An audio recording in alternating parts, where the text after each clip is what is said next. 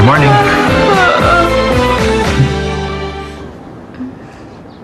Napano mukha mo?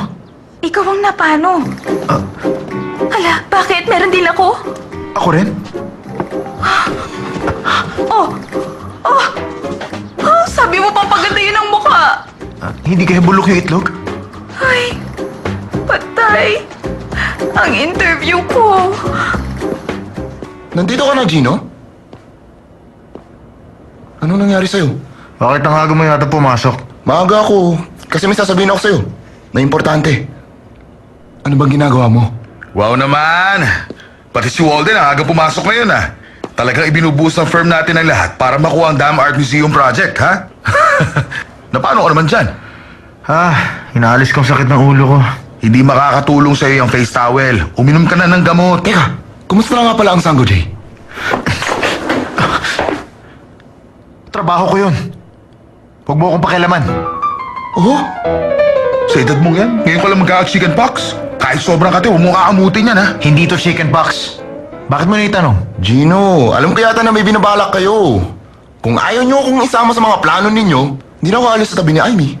Mukhang nananaginip pa to si Walden, kaya kung ano-ano pinagsasabi. Alam ko ang nangyayari, Gino. Alam ko na nakatira ka ngayon sa Sango J.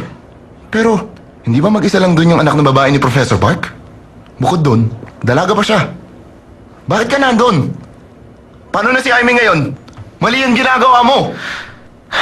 Hindi, Walden. Anong hindi? Gusto mo makuha ang project na ito. Pero kung iniisip mo na gamitin ang anak na dalaga ni Professor Park, napakasama mo, Gino. Dahil manloloko ka ng tao para lang manalo. Hindi mo ba kilala si Gino Walden? Para pagbintangan mo siya? Pero di ba sa Sango J siya nakatira ngayon? Doon tayo sa labas mag-usap. Tara na!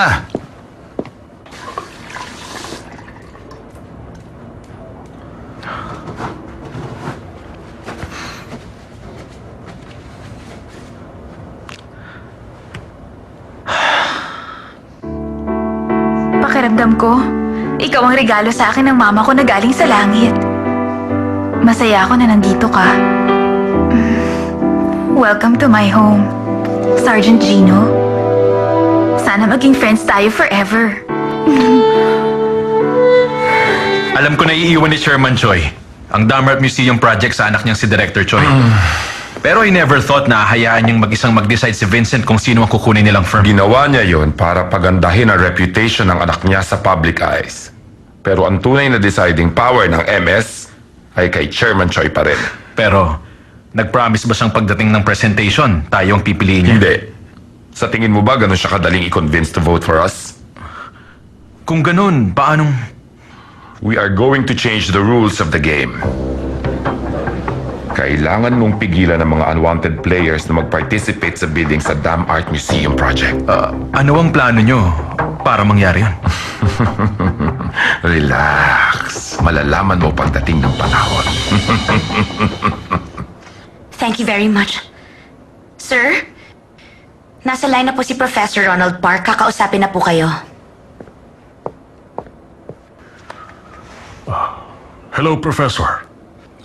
This is Vincent Choi, Director of the Dam Art Museum. Pinuntahan ko kayo sa England last month. Yes, sir.